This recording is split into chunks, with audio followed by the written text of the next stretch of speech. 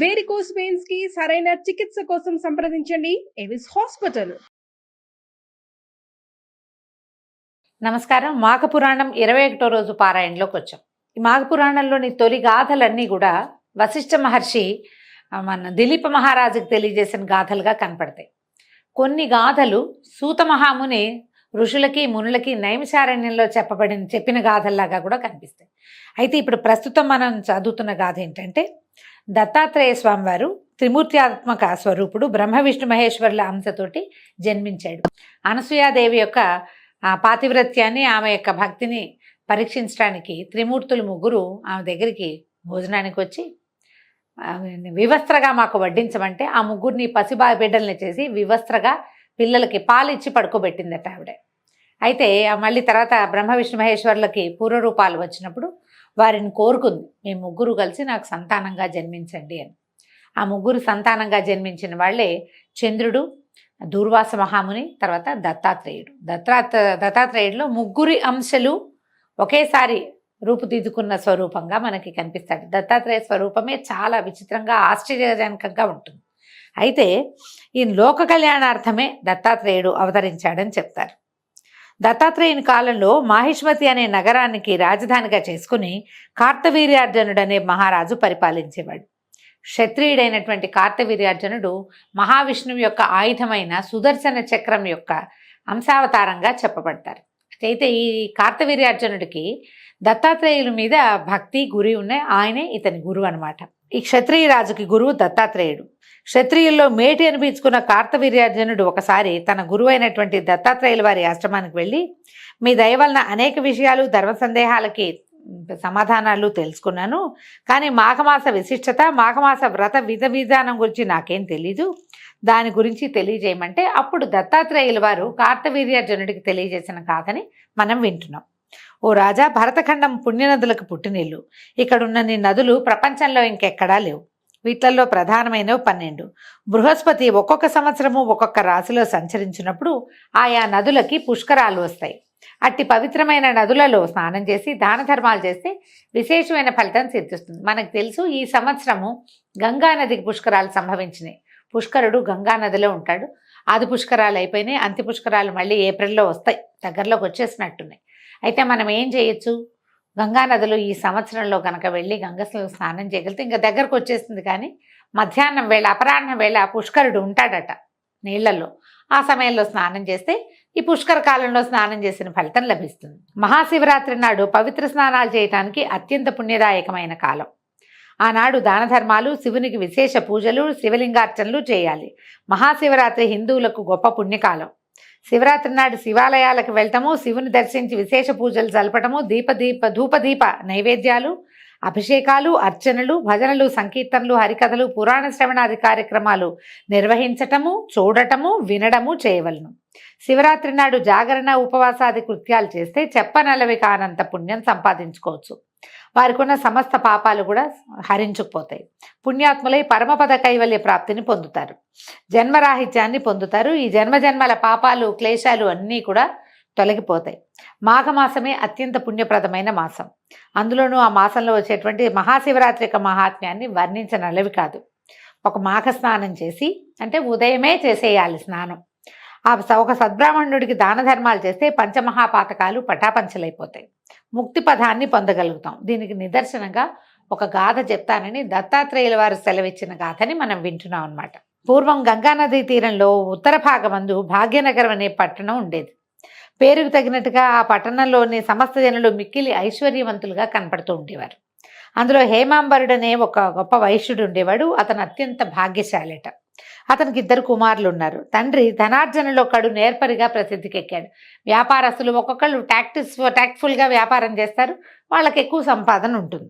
దానికి విరుద్ధంగా కుమారులిద్దరూ ఖర్చు పెట్టడంలో అత్యంత నేర్పరులుగా ఉన్నారనమాట. ఎంత బాగా డబ్బులు ఖర్చు పెట్టచ్చో వాళ్ళని చూసే నేర్చుకోవచ్చట. డబ్బు సంపాదించడం నేర్చుకోండి ప్రతిరోజు కొడుకులిద్దరికీ హితబోధలు చేసేవాడట హేమాంబరుడు. కానీ వాళ్ళిద్దరూ వినిపించుకునేవాళ్ళు కాదు. నాన్న ఎప్పుడు ఇలాగే అంటుంటాడని పట్టించుకునేవాళ్ళు కాదు. ఎంత దూషించినా, తండ్రి తిట్టిపోసినా దులుపుకుని వెళ్ళిపోయేవాళ్ళు. మళ్ళీ మధ్యాహ్నానికి మామూలే అనమాట. మరికొంతకాలానికి వార్ధక్యం మీద పడ్డంతో హేమాంబరుడు మరణించాడు. కుమారులిద్దరూ ఆస్తిని సమభాగాలుగా చేసుకుని ఇష్టానుసారంగా వ్యవహరిస్తూ ధనాన్ని దుబారా చేయటం మొదలుపెట్టారు. ఒక వ్యాపారం నడుస్తూ ఉండి ఖర్చు కూడా పెడితే ఖర్చు వ్యాపారం కొంచెం సమానంగా ఉంటాయి. వ్యాపారం చేయకుండా ఖర్చే పెడితే ఇక సమానం ఏం లేదు, అంతా అయిపోవటమే. వీళ్ళ సంగతి కూడా అలాగే అయిందట. దుష్ట సావాసాలతోటి చెడిపోయారు. ఇద్దరు చెరొక వంపుడు గత్తెను ఉంచుకుని నిత్యము సరస్సల్లాపాలతోటి మునిగి తేలుతూ ఉండేవాళ్ళు. వ్యభిచారులే కులభ్రష్టులైపోయారు. చిన్న కుమారుడి తాలూకు స్నేహితురాలు పక్క గ్రామంలో ఉండటంతో అతను ఏం చేసేవాడు, నిత్యము గంగా నదిని దాటి వెళ్ళేవాడట. వస్తూ పోతూ ఉండేవాడు. కొంతకాలానికి ఏదో పని మీద అడవికి పోయినటువంటి పెద్ద కుమారుడు పులివాత పడి మరణించాడట.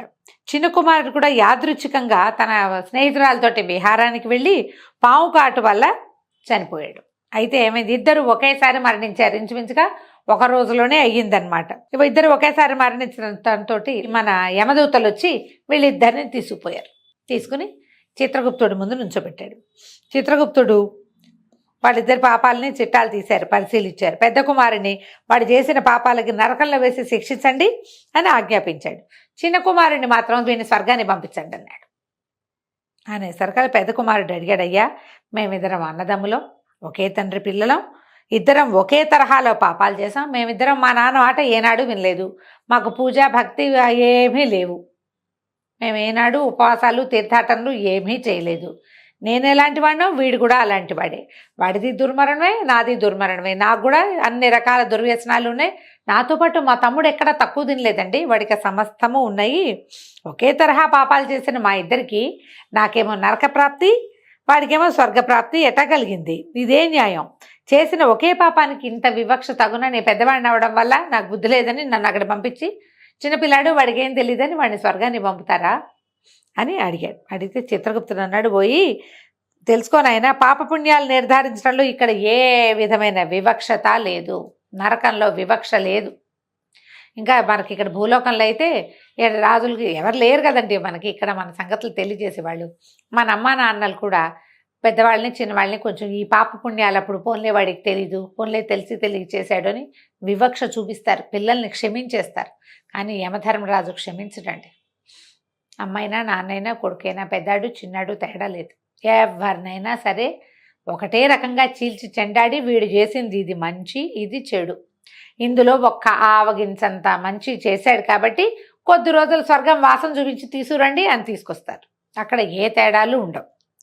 నువ్వేం చెప్తున్నాడు, ఇక్కడ అన్యాయం జరగటం అంటూ ఏముండదు. నువ్వు చేసిన పాపాలకి నరకమే ప్రాప్తిస్తుంది. కానీ నీ తమ్ముడు ఏం చేసేవాడు, నిత్యము తన స్నేహితురాల్ని కలుసుకోవడం కోసం పడవ మీద గంగా నదిని దాటేవాడు. గంగా నది అంటే పెద్ద నదిగా ఏముండదండి. అటువైపు పరివాహ ప్రాంతానికి అవతల వైపు ఉంటే మధ్య మధ్యలో చిన్న చిన్న లంకలు గ్రామాలు ఉంటాయి. పడవ వేసుకుని వెళ్ళేవాడు. ఈ పడవలో వెళ్ళేటప్పుడు నదిని దాటేటప్పుడు గంగా నది కెరటాల తాకిడికి చిందిన నీటి బిందువులు అతని నెత్తి మీద పడేవి. ఈ నదిని దాటడం వల్ల నెత్తి మీద గంగాజలం పడుతూ ఉండేది. దానివల్ల పాపాలన్నీ ప్రక్షాళన అయిపోతూ ఉండేవి. ఇతను పైగా ఏం చేశాడు, శివరాత్రి నాడు కూడా గంగను దాటాడు. శివరాత్రి నాడు వీడు చూడండి ఒక దుష్కార్యం చేయడానికి స్నేహితురాలను కలగడానికి. మామూలుగా శివరాత్రి అంటే ఉపవాసాల రోజు కాదండి. ఉపవాసము బ్రహ్మచర్యము నియమబద్ధంగా చేయాలి. ఇలాగా ధర్మ ప్రకారంగా చేసుకున్న భార్య కాకుండా ఎవరో స్త్రీని కలవడానికి నిర్లజ్జగా బయలుదేరాడు వాడు. అయినా సరే ఆ గంగానది దాటేటప్పుడు ఏమైందట, కొన్ని నీటి బిందువులు చింది వీడి నెత్తి మీద పడ్డాయి. పైగా అది మాఘమాసం. దాంతో వీడు చేసిన పుణ్యాలన్నీ పటాపంచలైపోయి వీడు పుణ్యాత్ముడైపోయాడు. అందుకని ఇతనికి స్వర్గప్రాప్తి లభించింది. అది కాకుండా ఇతనికి ఆప్తమిత్రుడు ఒక బ్రాహ్మణుడు. ఈ చిన్నవాడికట ఒక చాలా ఇష్టమైన స్నేహితుడు ఉన్నాడు. ఆయన ఒక బ్రాహ్మణుడు. ప్రతిరోజు అతన్ని చూసేవాడట. నిత్యము బ్రాహ్మణ దర్శనం చేస్తే గనక గోహత్యాది మహాపాపాలు కూడా నశిస్తాయి. పైగా ఏం చేసేవాళ్ళు, వాళ్ళిద్దరూ కలిసి స్నానానికి వచ్చేవాళ్ళట. అతనితో కలిసి కాలకృత్యాలు తీర్చుకోవడానికి వస్తే ఈయన కాలకృత్యాలు తీసుకుని గట్టు మీద కూర్చుంటే ఆ బ్రాహ్మణ ఆయన నదిలో స్నానం చేసి గాయత్రి సంధ్యావందనం చేసుకుంటూ ఉండేవాడు. ఆయన గాయత్రి పైకి ఉచ్చరించుకుంటూ ఉండేవాడు. ఆ ఉచ్చారణంతా ఈ మన చిన్నవాడు వినేవాడట. అందుకని అతనికి స్వర్గలోక ప్రాప్తి సిద్ధించిందని చెప్పారు.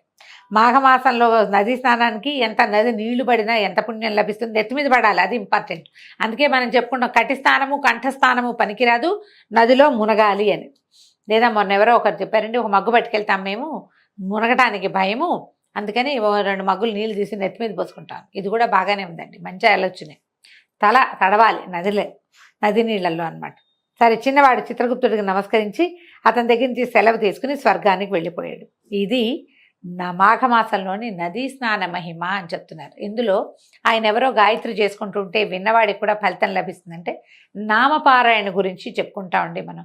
ఎవరైనా భజన చేస్తున్నారు, నువ్వు భజన చెయ్యవు నోటితోటి, కానీ వాళ్ళని ఏమీ అనకుండా, ఏమిటి దిక్మాల భజనలు, ఈ గోల ఏమిటి, ఈ మైక్ ఏమిటి అని అనకుండా ప్రశాంతంగా విను, నీకు పుణ్యం లభిస్తుంది. ఎప్పుడైనా ఒక మాట అదేదో మంచి ట్యూన్లో ఉంది, బాగుంది, సడన్గా నీకు నోటికి కూడా 4 మాటలు వస్తాయి, 4 పదాలు వస్తాయి, పైకను, అది కూడా మంచిది. అసలు కలియందు నామపారాయణే చాలా ముఖ్యమైనదిగా చెప్తారు. దేవాలయ దర్శనము, నామపారాయణ, ఈ 2 చాలా ఫలితాన్ని ఇస్తాయండి. అవి ఎవరెవరి అవకాశాన్ని బట్టి వాళ్ళు మనకి వీలుగా ఉండేలాగా కల్పించుకుంటే బాగుంటుంది. దీంతో 21వ రోజు పారాయణ పూర్తయిందండి. రేపు ఉదయం 22వ రోజు పారాయణలో మళ్ళీ కలుసుకుందాం. నమస్కారం.